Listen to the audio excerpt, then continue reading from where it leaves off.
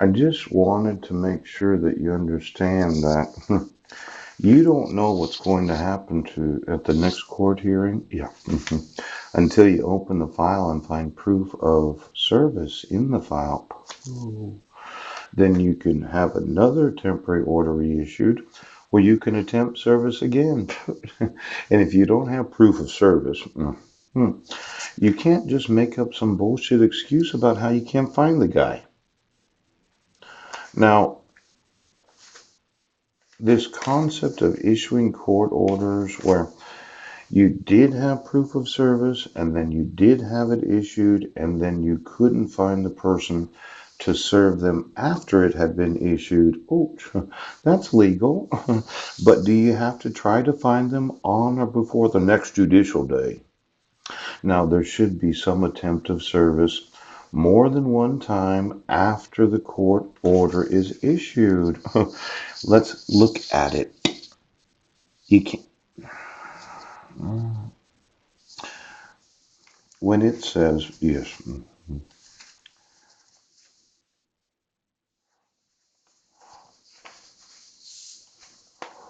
Well, the sheriff's department tried to find the person and we couldn't, so we're just not going to try to find them anymore.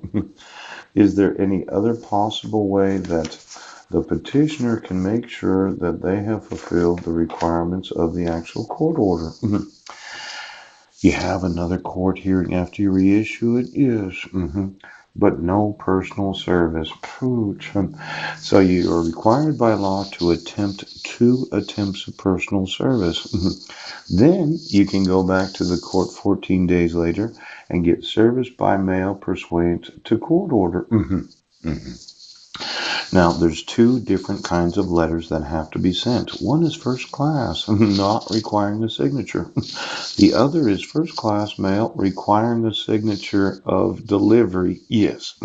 Then you have that as proof of service in the file. Pooch. Now, as I understand it, you get 24 days for this one. Ooch. But you go back to court and said, nope, no signature. You can get an order pursuant to the court for service by publication, one or the other. Now, there's no doubt that there is going to be notice of service by publication because as soon as you pay to have it put in publication, notice of service of publication, no doubt about it. Now, the respondent did not receive actual notice of the hearing. Now, as I understand it, when you issue this, you have to understand the restraint provisions. Instead of serving me on or before the next judicial day, you waited until I was in Sequim, Washington. Yes. hmm And you served me in the Sequim Public Library on August 15th of 2015, and 2 days later, it was a Saturday. On that Monday there was proof of return of service. Yes. Now, why you waited until I was in Sequim? Why didn't you do it on and before the next judicial day? Because you wanted to serve me in Sequim, and you wanted me to be in a library, and you wanted to humiliate me in front of all the library patrons, because that's what you wanted.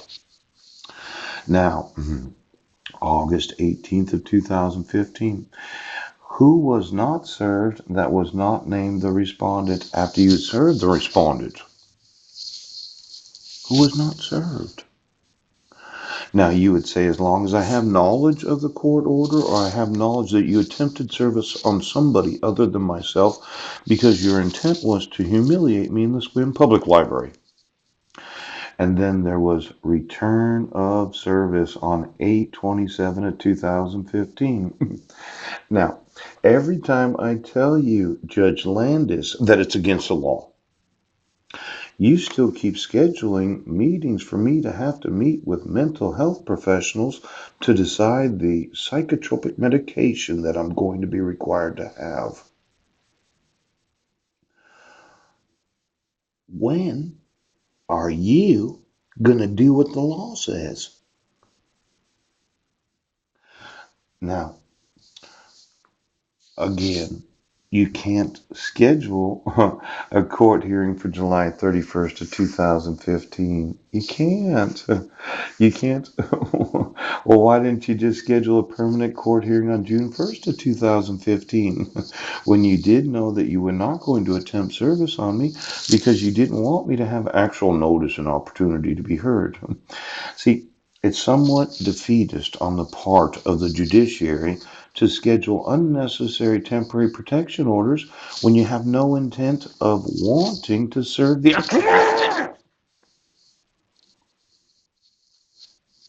because you didn't.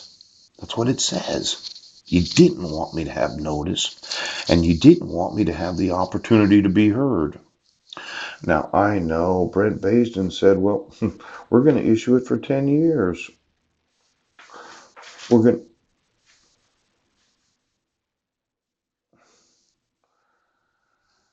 when you know that you're just scheduling two temporary protection orders and one permanent protection order hearing without having any notice in the file, it's obvious that your intention is more than a harassment is intimidation. Oh.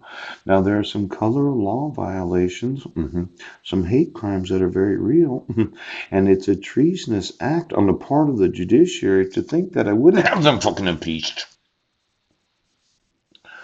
Now, you are intentionally making a mockery of the judicial system of the United States.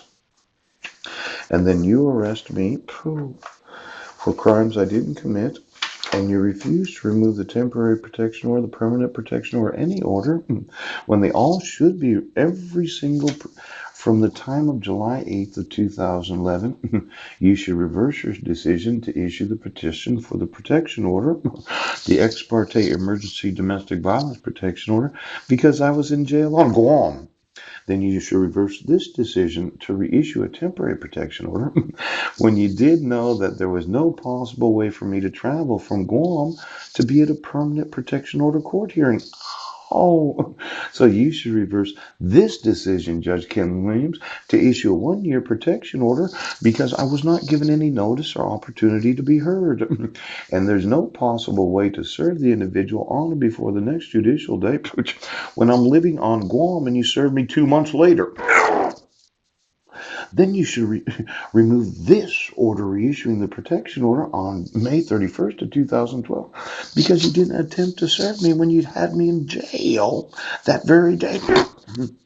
Because you arrested me on the 27th. It was Memorial Day.